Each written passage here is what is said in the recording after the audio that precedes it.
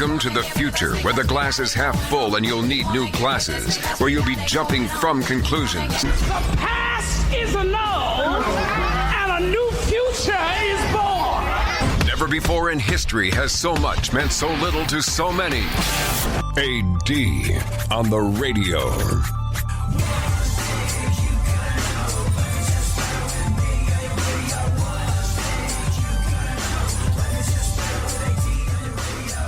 Hey, Funkhouser, do we have some Army of Freshmen music? Let's listen to that for a second, shall we?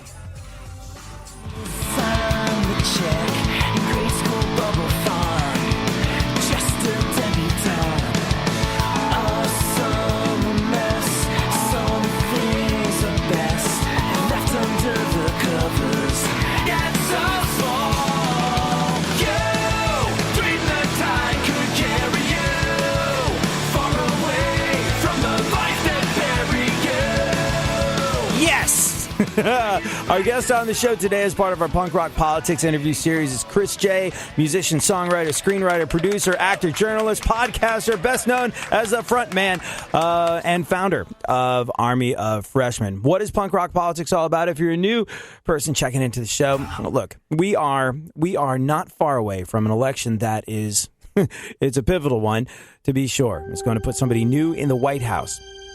It will install a new President of these United States of America and leader of the free world to power. And in the run-up to it, we've all noticed something interesting, different.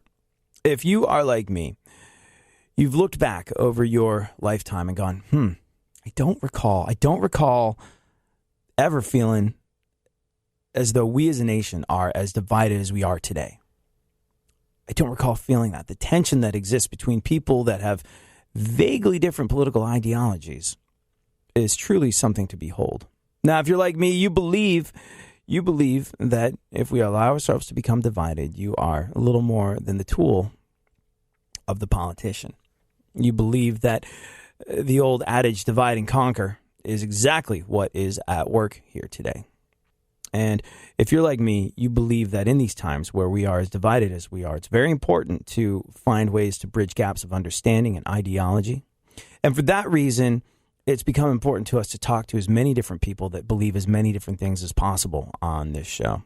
And I really like talking to musicians, and I like talking to entertainers, and I like talking to anyone whose job is to get out in the world.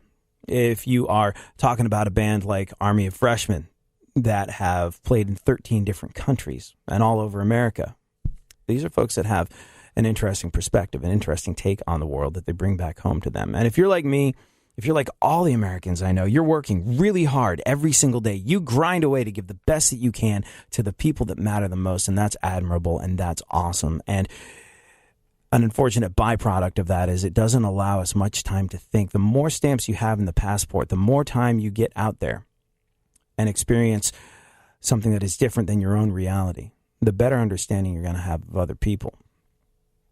And because we're all working so hard, because we're not Rockefeller, we can't afford to travel the world, because we don't have the luxury of time to leave our jobs and go experience the world the way people who tour professionally do.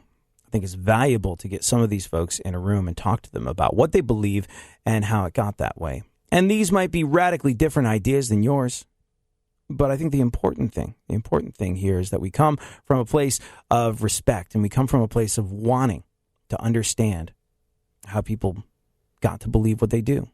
In fact, look, what's the old adage? Too much agreement kills a conversation. I think it's more important now than ever before for you and I and everybody else to talk to people that they don't agree with. Talk. Not get dug in, not argue with each other over some sort of social media, not waste hours of your life that you're never getting back doing something pointless. It's only going to cause us to be more divided and more hateful and less of a unit.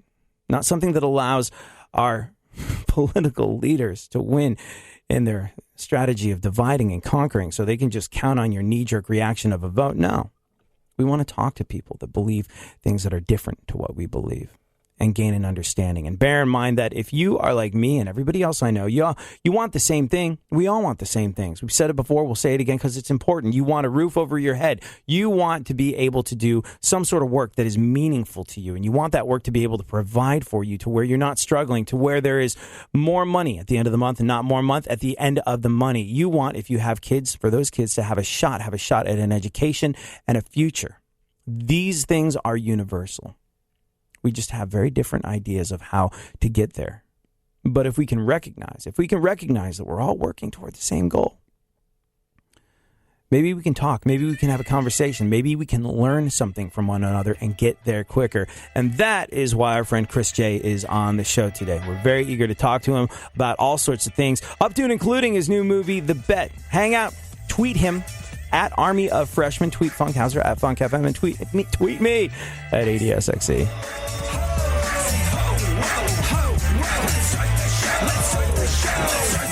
Let's start the show. Radio 104.1. Where the left and right come together for fundamental truths. AD on the radio, on Twitter at ADSXE. You should come around in your shadowland. When I'm burning down, I can make us stand. I never really changed, now we're going up in flames. We're just body parts, arms and legs and hands and hearts. Dissect the memory of everything that we used to be. If you are wondering what it is you're hearing the music of Army of Freshmen. Their frontman and founder, Chris J, is here with us today as part of our Punk Rock Politics interview series. You've been hammering it out on the road for a long time. You've covered a lot of ground. 13 different countries, 43 U.S. states. How's it going? Good, man. Thanks for having me, AD. Very nice to be here. Let me ask you this. These 13 different countries. Yeah. How did that happen? How does a hardworking band wind up getting booked literally all over the world? Yeah, well, we never signed with a major label. It was something we were hoping to do. It's something we were working really hard to. Because if you go back when we were very, very active, going back about a decade ago, as you well know, coming from music, like it was kind of like sports, right? Like getting a major label record deal was almost like getting to play in like the major leagues of baseball, and it became sort of this goal that everybody was trying to attain, and there was A&R guys and all sorts of wonderful stuff. And we were just constantly like in the minor leagues, so we just stayed there and just worked hard and just really kind of, we were kind of grassroots and DIY our entire career up until now. And at a certain point, if you work hard enough, you can kind of achieve some of those things. And we got to the point, I sort of think, once we were sort of ready to be on that platform and the major label and the push and all that, there were really no major labels anymore. I look at it like kind of like storming the castle, and we finally got into the castle, and there was nothing in it anymore, So yeah. We were hardworking grassroots, and we tried to get that push. We tried to get that money behind us, but we had to do it on our own. And a lot of indie touring at a time when indie touring actually worked. I feel like it's a very different world we live in now. But early 2000s, late 2000s, you could get in a van and you could make things happen. And one thing led to another, and a lot of bigger bands would bring us out for the opening act, and that would lead to getting to go overseas. And it's been a really awesome journey, but at the same time, it's depressing in a sense, because I gave my life to music, and from a financial standpoint, I have nothing to show for it. Well, yeah, it is a tough gig, and I mean, major labels now, it's interesting because it used to be. This is a bit inside baseball, but for those who are wondering how the music industry works, it used to be in a time that we're talking about. If you had like a demo that sounded like, hey, this could be a hit, you could get a record deal based off of that and that alone. And all of a sudden, the money dried up. All the money went out of the record industry. Why? Because, it's kind of like Kodak with digital photography. Here's this company that is the photography leader for years and years and years, and they find out about digital cameras, and they go, that'll never catch on. And they went, how do we stop it from catching on? Rather than going with it. And now Kodak, I think, is like 5 people in a room in Rochester, New York. Same thing happened to record labels, this dinosaur of a business model. When they found out, you remember Napster, you remember Lars Ulrich of Metallica, you remember the phenomena of MP3s and people going, this is stealing, you're taking money out of our pockets. And, well, that is, in a sense, true. But at the same time, it was also unstoppable. The way people got and consumed music was something that you couldn't change. You couldn't turn back the clock. You couldn't hold back the hands of time. And record labels refused to see that. So it went from being this thing where if you had a song that sounded like it could work and go somewhere, record labels were happy to go, here's $500,000, go make some demos, perhaps a single, and we'll give you sort of an extra $100,000 for tour support for a year. And that was very, very commonplace. And then it became, if you can sell 10,000 copies on your own, get on the radio, and put 500 people in a room all across America, we'll think about possibly signing you. And it became this thing where you get to the point as a band, major labels are only interested in you when you don't need a label anymore. Like if you're selling 10,000 copies by yourself and can put 500 people in a room all over America, you kind of don't need any more help. So you entered the music industry at a really tough and pivotal time. Yeah, sure. I equate it to the year's 1910, right? And I was a horse and buggy maker, and man, I made some good horse and buggies, and I'm ready to take over and send my horse and buggies all over the United States.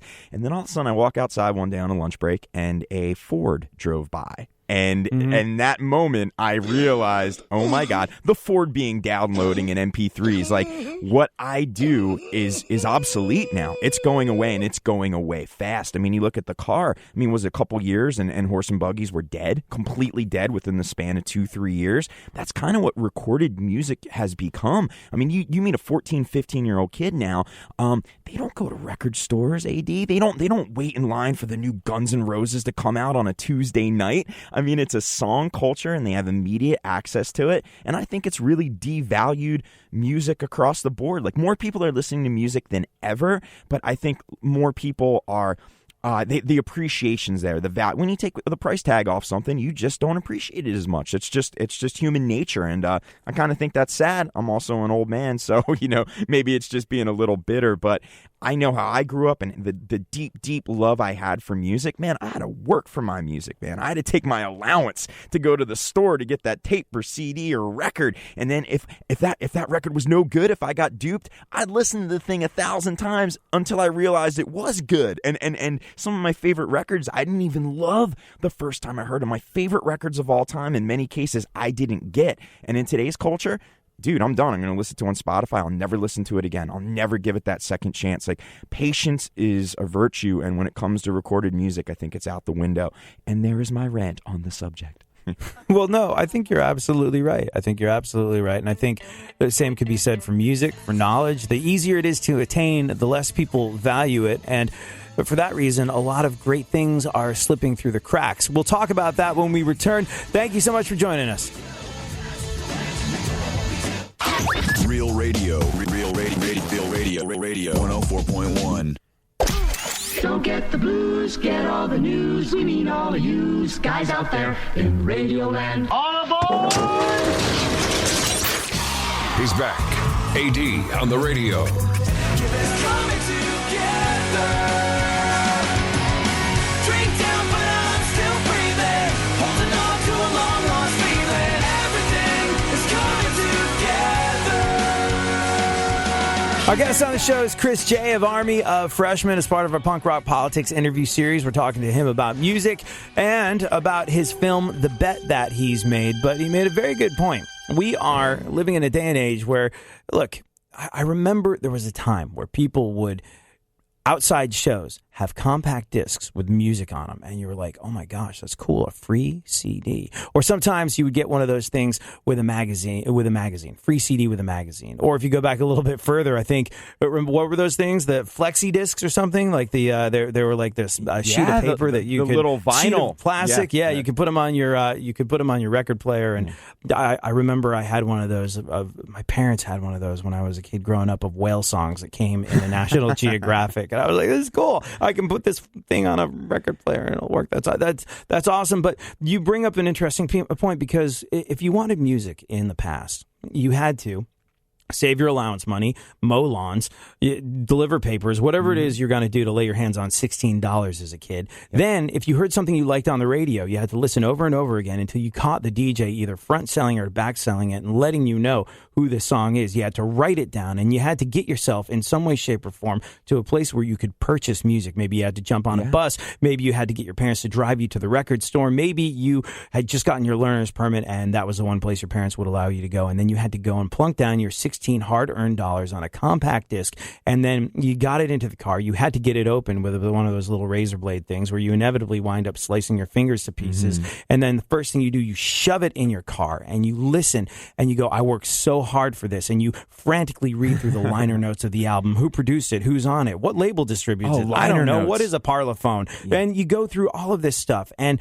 the journey of discovery makes it that much more important. The thing that you said that I noticed is, like, if it sucks, you listen to it over and over again, hoping it will not suck, because, man, you don't want to have buyer's remorse. You just spent $16 of allowance money on this record, and who knows when the next time you're going to have $16 is, so you want it to be great. And sometimes it wasn't great, but you're right. Sometimes by listening over and over again, you found a hidden gem that didn't grab you. And in this day and age, people just don't pay for music, and that's it's inevitable, and you can't stop the hands of time, and you can't slow progress, and that's just how people consume things. But that, oh my gosh, I have some new music, or I got some free music, I'm really going to listen to this, I'm going to spend some time with this, I'm going to be invested, that's gone. And look, I get where we're going, but I have to say, I think, we're missing out on some great stuff, and people are missing out on a lot of fun. And what happened to the collectors like me and you? Like, I used to have value to my own self-worth by the size of my record collection or CD collection. Like, if my homies came over, it's like,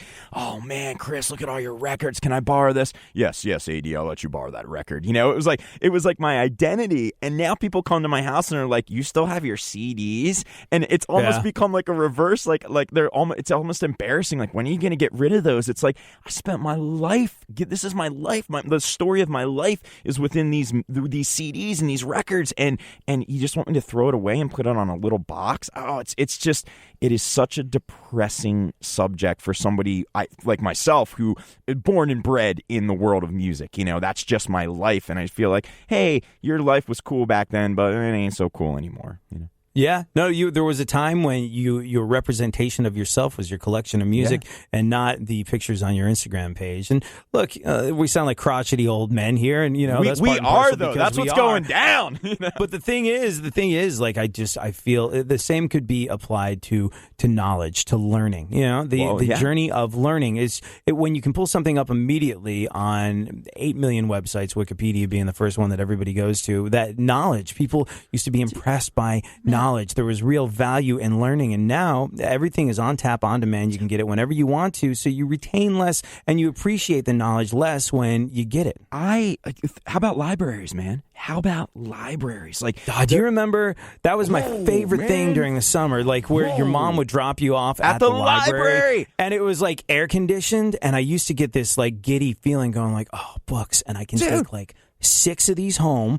Which ones, and it's I'm like I'm getting goosebumps carefully. Yeah, I'm getting goosebumps because that was kind of your first experience as a kid, being alone in a place, and you could make decisions, and you could take all of these books for free. I'm actually being sent back to the library in the Villas, New Jersey, where I used to go, and it was such a glorious experience to get those books. And you have Dr. Seuss, and I don't know, it's just like you put work in to get knowledge, and you were rewarded with the fact that you had more knowledge than the other person. And now it's just like, Google, done. And people, you don't meet experts on anything anymore. You just meet people that know they know a little bit about a bunch of stuff. Nobody's like a real genuine expert on a subject anymore.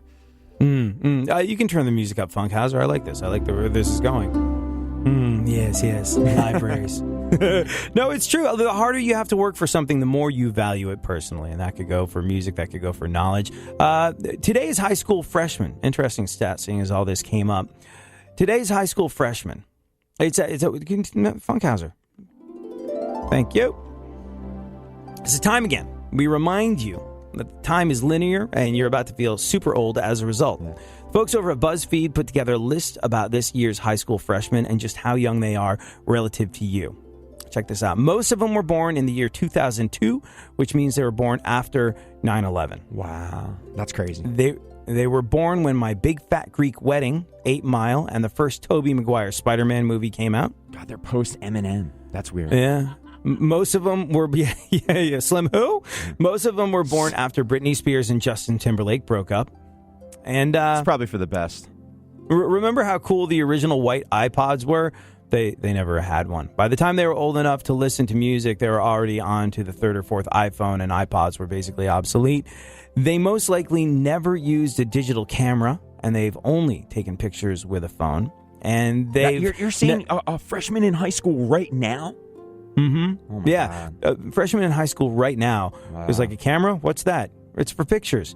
What about your phone? And they've also never known a world without Wi-Fi, Wikipedia, or GPS directions. That is, look, there's some parts of the digital age that I am a humongous fan of. GPS is one of them. I don't know about you, but I have all the directional sensibilities of a walrus in the middle of the Sahara. Yeah. I'm not good at getting around with a map. And remember when MapQuest used to be a thing? I would still get lost with that. And you were in a band that hit the road in the early 2000s. I know exactly what you're going to say. Yeah, we would print out the entire tour on MapQuest and put it in a binder. And every day that you'd cross the page off, like we've gotten further. You know. Mm-hmm. And also, if you're fancy like that, if you had AAA, you could go in and get that thing a triptych. You ever get one of those? Ready for this? I was born and raised in New Jersey. When I graduated high school, 17 years old, I drove directly to California by myself in a minivan, and I went to got a triptych. My mom went to AAA, and I had the whole book, and I went cross country. I still have the book. Like, that's the beginning of my story, is a triptych. You know? Very good, very good. You know what? We should probably talk a little bit about last night's vice presidential debate. Funkhouser, how much time do we have left before we go to? Like 5, 6, 7 minutes or something. You're good. That's enough time. Do we have to talk about the vice presidential debate? Well, just the part where Mike Pence said Kane whipped out that Mexican thing again. Totally.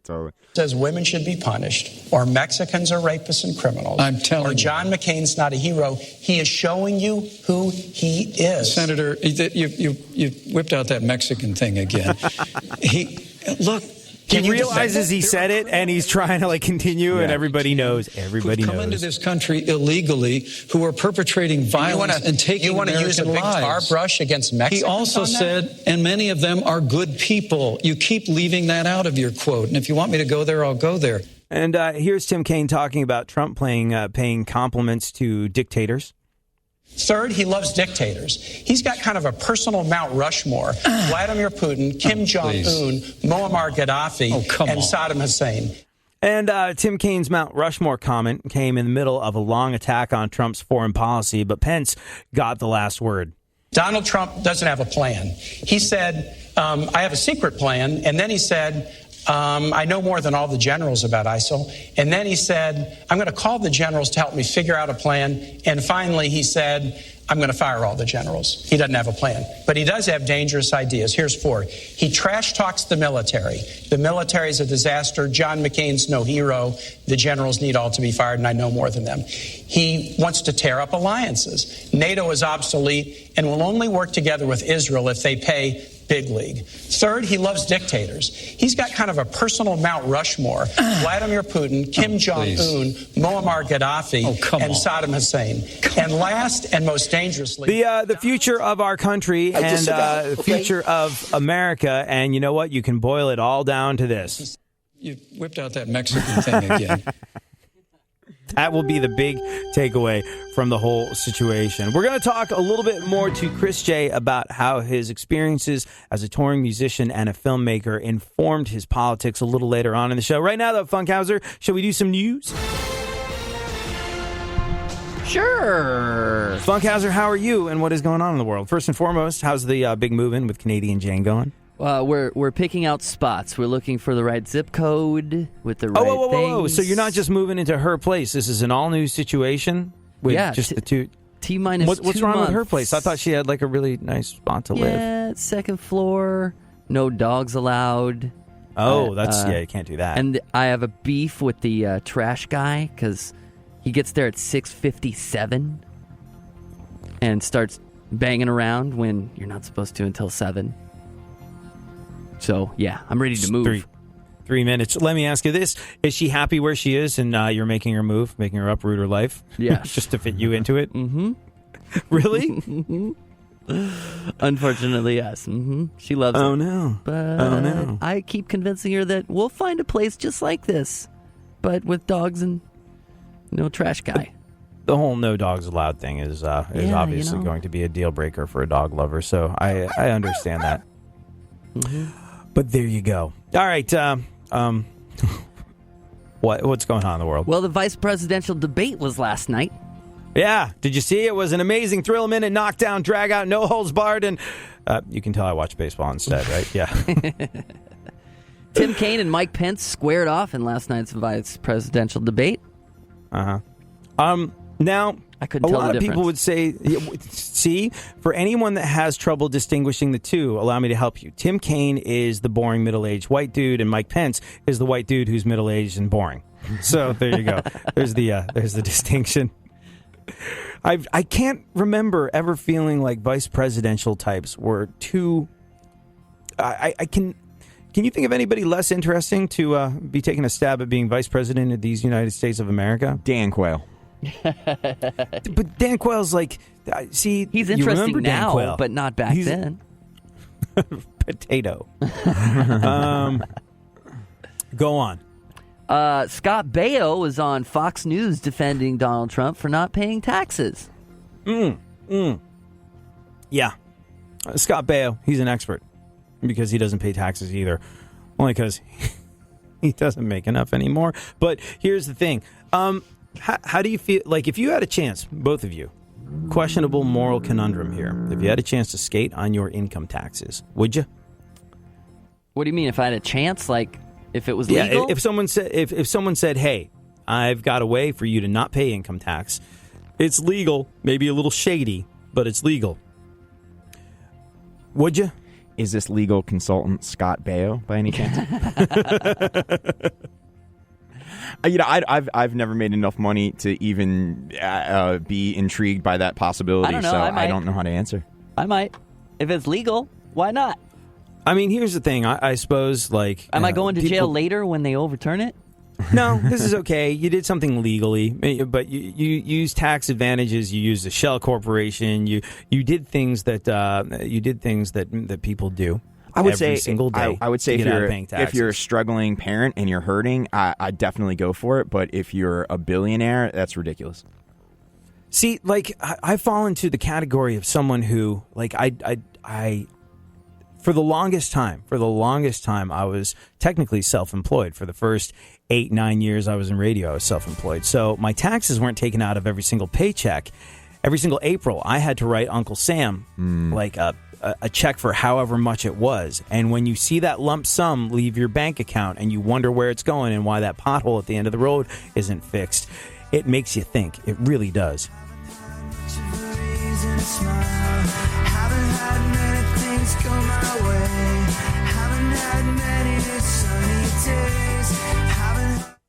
Stimulated minds want to know, what were you thinking?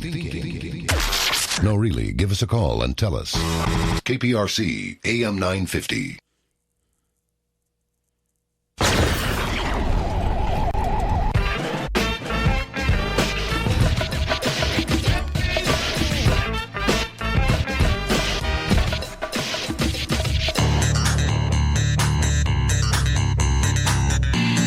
Now, more AD on the radio.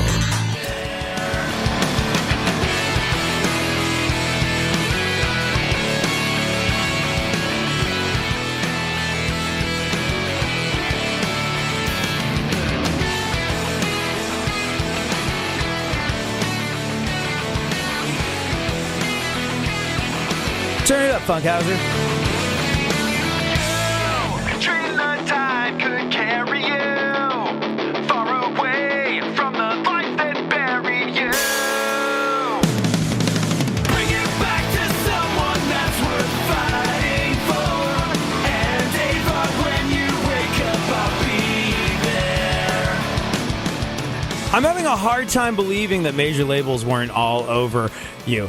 We are talking to Chris J, who is the frontman and founder of the band that we're listening to, Army of Freshmen, an independent band who have been out on the road for the past 13 years or so, played all over the world, all over America, and is joining us here today to talk about how he came to believe the things that he believes, and also about his new film that he's made, The Bet. But like, as somebody that programs a radio station, I'm listening to your music and going like, were the people that were looking at you that made the decision not to sign you deaf? Like, I mean, because like on the one hand, Thanks, on the one hand, like you had tremendous success as an independent band, and that is almost more gratifying and really where music was winding up going. Now, as we discussed earlier, record labels are only interested in you when you get to the point where you don't need a record label. It's like, well, I sold a bunch of copies of my own music. I get to keep all the money. I can put 500 people in a room anywhere in America. 500 people means $5,000 a night, and I'll be just fine doing the things that I do the way I do. And you want to come in and take a percentage of everything I do and stick your oar in creatively? Thanks, but no thanks. And that's where we are right now. But still, I have a hard time believing that someone couldn't hear it. Well, you know, we were involved with some indie labels for sure, and we were very close to signing with a major label.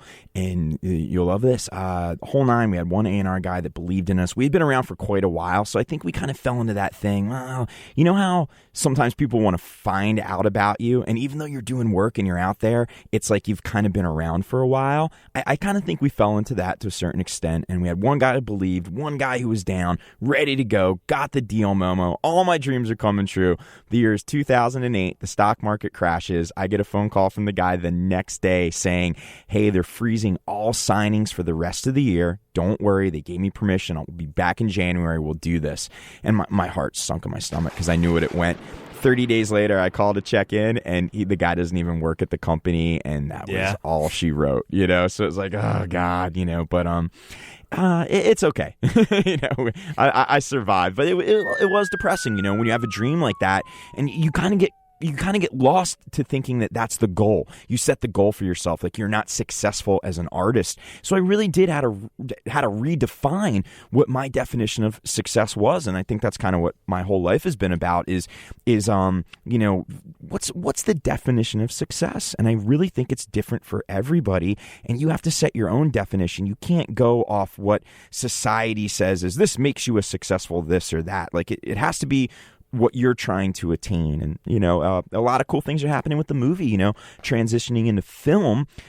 I've found more success in that in a strange way in an industry that I had no association with, you know, that I didn't spend my life in. And I think that's strange, but I think there's some of that initial magic when you just fall into something and you can break rules that you didn't know existed. And the movie has a lot of that. And, you know, that's what's exciting about the film. It's neat that it's having success when it's just a bunch of musicians who had a crazy idea, pretty much, you know? Very cool. Well, we'll talk a little bit more about the film The Bet in just a little bit, which, by the way, is part of the Orlando Film Festival for people that are listening on Real Radio 104.1 in Orlando. You'll have a chance to go see it at when? At the end of the month? Yeah, it's actually happening on Friday the 21st, Orlando Film Festival. It's a featured comedy Friday night in Orlando, and fans of wrestling, fans of music, fans of comedy, we're going to have a huge party that night. We invite you all to come down, and it's a wild, wacky movie. If you like the old school raunchy 90s flicks, like this movie's kind of made for you. It's very American Pie-esque in an awesome way that I think is. Well, I think it's very cool because it'll connect you to a lot of the things that you loved about your childhood when you watch it. Yep. Funkhouser, let's we'll talk about The Bet in a little bit. Let's roll through what remains of the news right after we listen to this again. You whipped out that Mexican thing again. The highlight of the vice presidential debate, the takeaway that will live in infamy almost as much as Howard Dean's for years and years to come. What else is going on in the world? Employees of The Apprentice say Donald Trump made inappropriate comments to women on the set. Yeah, well, I believe Trump's response was, if women don't want comments, they shouldn't have such nice butts. Go on. Donald Trump says Hillary Clinton was mean to the women her husband has been linked to. What, Trump said Hillary was mean to the women that her husband was linked to? Really? Are you supposed to be... if your husband's a horn dog and running around on you with women, are you supposed to be like, when you like to come over for tea? I would expect it would be. I would be afraid if she didn't have a little disdain in her heart toward the women that Uncle Bill was running around with. Anyways, I think he misinterpreted what Hillary meant when she said that she'd love to give those women a good tongue lashing. Pantsuits. Go on. Barack Obama recently listed the moments he hopes will define his presidency. Coming in at number 1, the time he birdied the 17th at Augusta. Look, we talk about this a lot on the show, but how any president ever goes on vacation, has any recreation time whatsoever, is freaking beyond me. I'm a goofball on the radio. It's all I can do to walk my dog in the morning. I got a letter, like an automated letter from Human Resources at this company being like, you're not filing your time off because it shows that you haven't taken a day off in 2.5 years. And I was like, no, I really haven't used the day off. And I sent that back to them, and they sent me back an automated message that said, well, that's just crazy. You realize you're running out of it. And if I, the guy that makes a living by deciding which Metallica and Red Hot Chili Pepper songs are going to make iHeartRadio more money and making fart jokes on the air, if I can't get vacation time, I have a hard time understanding how the Barack Obamas who go golfing seemingly constantly, and the George Bushes who spent a vast majority of their presidency at a ranch in Crawford, Texas, I don't understand. I don't understand how this happens. It annoys me because I would like a vacation. One last piece of news, Funkhouser. An Atlanta teacher was fired after posting a racist Facebook message about Michelle Obama. Sounds like somebody's going to be Secretary of Education for President Trump. You walk these streets most every day. You're waiting to get washed away. Radio 104.1. There's something happening here, and you should know what it is. The dumbing up of America. Now, more AD on the radio. I can fall forever, baby. Close encounter just might save me. Everything is coming together. Drink down, but I'm still breathing. Holding on to a long lost feeling. Everything is coming together. So if you are just joining us, we are joined by Chris J on the show. Screenwriter, songwriter, actor, journalist, podcaster, known as Frontman and founder of the rock band Army of Freshmen that we are listening to now. He is part of our Punk Rock Politics interview segment, and we're going to be talking to him about his movie, The Bet, which, if you are listening in Orlando on Real Radio 104.1, you're going to be able to see in the Orlando Film Festival at the end of the month. Right now, though, if you're just joining us, what was the last piece of news, Funkhouser? Well, it was an Atlanta teacher was fired after posting a racist Facebook message about Michelle Obama. And for the sake of some ha-has and he-he's, I said something along the lines of, sounds like somebody is going to be Secretary of Education for President Trump. Here's the thing. I actually, and I think this comes from being a New Yorker. If you grew up in New York, Donald Trump has been a ubiquitous presence for the entirety of your life, depending on your age. And I genuinely don't believe that he is a racist. Now, I could talk about this, but I honestly feel as though Michael Che summed it up perfectly on SNL back in April. Have a listen. South Carolina, Donald Trump called for a total and complete ban on Muslims entering the U.S. Ben Carson agreed, saying Muslims are dangerous agents of evil who speak an unintelligible language and are yellow with blue pants and goggles, and he's definitely thinking of Minions. This is going to sound crazy, but I don't believe Donald Trump is a racist. I think he's just pandering to the most prejudiced segment of the country. He's hustling them. His best friends are Mike Tyson, Don King, and Omarosa. I know black people that wouldn't hang out with those black people. Donald Trump is as much of a racist as he is a devout Christian gun fanatic. None of what he's saying is true. You don't just develop racism overnight on the campaign trail. Racism is embedded deep down in a person's soul. I've looked into that man's eyes. Donald Trump doesn't have a soul. There's nothing in there but dollar signs floating in cologne. At this point, Trump is the political equivalent of a phone sex operator. He's just whispering whatever dirty little racist fantasies Republicans want to hear. And his supporters are hanging up saying, I think Donald Trump really likes me. You're from New Jersey, right? Yes, I am. Mm-hmm. So Trump has been, like I said, kind of a presence in the lives of people from New York and New Jersey as long as anybody can remember. Did you ever growing up with him around, think that he was, did you actually think that guy's a racist? Did you ever? Yeah, do you want to know the truth? I actually met Donald Trump once. No kidding. How'd that go? Yeah. Oh, it was very interesting. So, a lot of nostalgia today on the old AD show. But when I was a little kid, I'm going to go back maybe I'm 12 years old, right? I'm from South Jersey, so I was about 40 minutes from Atlantic City, where in the 80s and early 90s, that was his turf. Before he became like a New York guy, he was the AC guy, right? So there was a celebrity. Trump Taj Mahal, right? Oh, yeah. That was a casino. He owned Atlantic City. He had multiple casinos there. I mean, he was the guy when Atlantic City was kind of at its height in the 80s. And there was a celebrity basketball game, and somehow I got tickets. Buddy brought me, buddy's dad, something like that, and Trump attended because it was at one of his properties, right? And a bunch of people were trying to get his autograph and get his attention. He's just sitting on the court, and you have to think of old school Trump. This is the guy, he was art of the deal Trump. He was just a very rich guy in AC. He wasn't what we know him now as, But he's there, and he's got the bodyguards, and everybody's looking for autographs, and we were kind of like stalking his row. And, I was out there, holding up my piece of paper, and he sent a bodyguard over, and out of all the people that were trying to get his attention or autograph, he grabbed me because I was basically the youngest kid, right?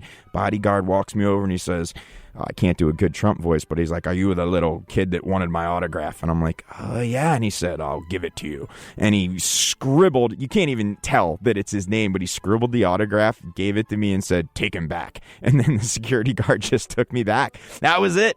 This was long before selfies and whatnot, but that was my moment with Trump. So I actually still have his autograph. And it's a shame because it'd be nice to have an autograph of the President of the United States. Unfortunately, it's not who I'll be voting for. So you don't have it anymore? I still have it. Absolutely. Oh, you absolutely. do? Yeah. A buddy of mine who is a buddy of mine who is a conservative talk radio host has said this about Trump. I won't call him out on the air because I don't know where he stands at this stage in the election. But he's met Trump multiple times. He's been on Trump's private jet. He's hung around Trump with his son, and he was just like, look, like he shoots from the hip when he's going out speaking publicly. Does he say things that you go, oh, I really wish you had a bit more of a filter between your brain and your mouth, or maybe you should have written that one down before you went to say it. But he was just like, I feel as though he's very misunderstood because he's honestly one of the nicest people I've ever met. He's never been anything other than completely gracious. And he was like, I can offer him some coverage, but not much coverage. It's not like I'm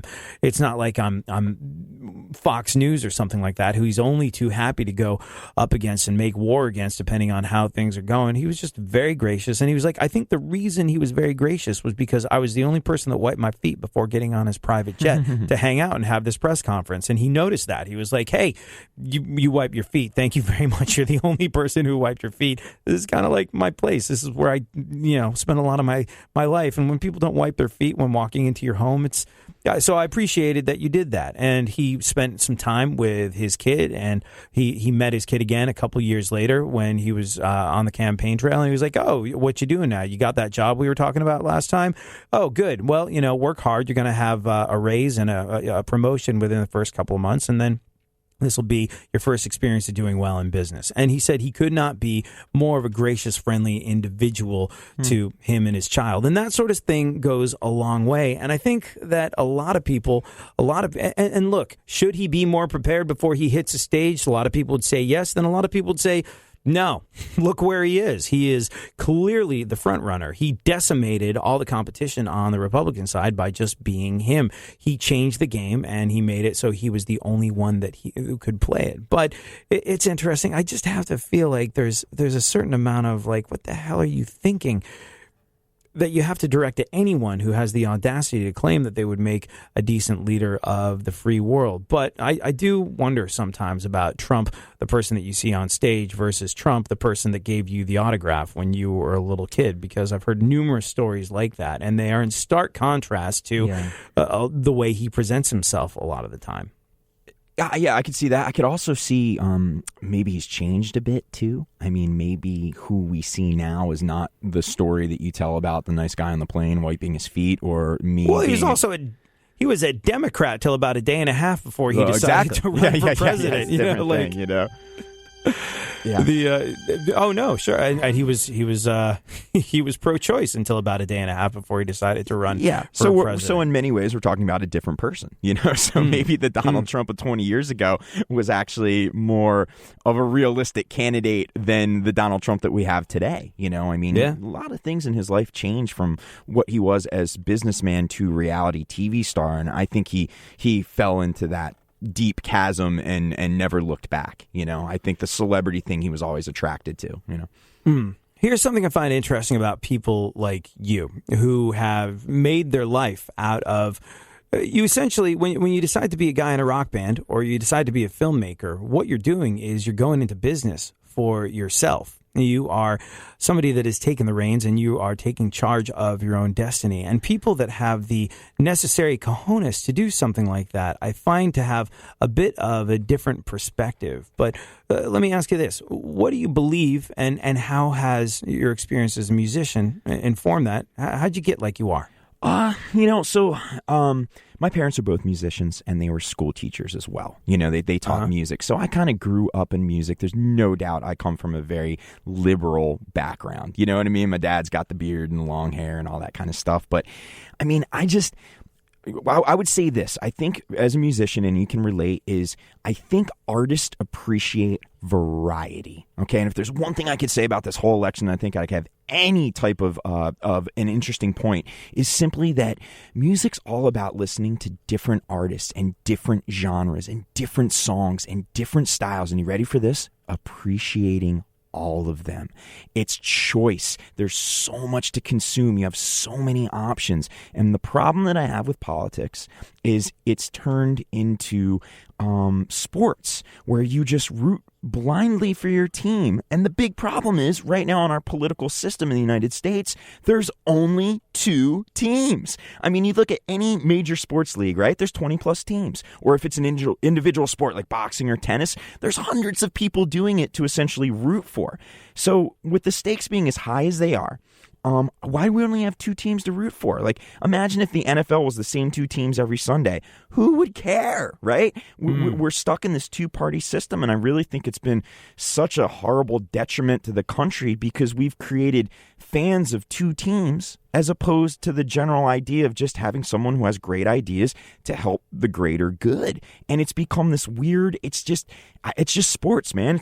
Politics has become jock stuff in my eyes. Do you root for this team or this team? And it gets away from the idea of one person with a wonderful idea that we can get behind because they're essentially going to help everybody. So I'm an anti-2-party system guy. I think that's the bigger problem that we face. Couldn't agree with you more. And I think, like they want that knee-jerk reaction. They want that, well, we're Democrats, son. We're Republicans, son. This is how we vote. This is how we've always voted. And I'll go back to this story over and over again. But I think the first election my father voted in or could vote in was Kennedy. And back in those days, Kennedy had a very hard time getting elected. Why? Because he couldn't get the black vote. For the sole reason that black Americans at the time associated Democrats with the South and the KKK. The Democratic Party was completely connected to the idea of people in Klan hoods burning crosses in other folks' front yards. That's just one generation back. And look how much what the Democratic Party has stood for has changed over the years. And so to knee-jerk sign up and go, I'm voting straight ticket one way or another way, to register as something, which is the only way you're allowed to participate in the primaries, you're just signing up to remove critical thinking from our political process. You're signing up to avoid facts at all, facts and decision making at every single turn, and it's absolutely the wrong way to go through life. It's become entertainment. It's become ratings. It's become just, we're going to watch these two people yell at each other and battle, and it's like we've been, again, we could go on forever, but we've just descended in this world of reality TV and this voyeurism and this just sort of party versus party, team versus team, that just, it's so against what politics should be, which is just to make things better for everybody within a certain country. And I think it's really scary and it's really sad. I agree. Funkhouser. Super quick. Chris. Yes, sir. Very quickly, tell people in Orlando, Florida, where they can go see your hilarious movie, The Bet. Yeah, you got it. For all our friends in Orlando, I will be out there. A bunch of the cast will be out there. Come see us at the Orlando Film Festival, Friday, October 21st, with a 10 o'clock night show. Huge party. Feel free to hit me up on Twitter. First person that does, at Army of Freshmen. We'll get you 2 tickets to get you into the show, and we'll hang out, have a great time. Excellent. Go see The Bet. It is hilarious. And there's boobs, right? Yeah, there's a few. Yes. In a raging scene, I'm still up there and I can start a fire. Just might take me a little while.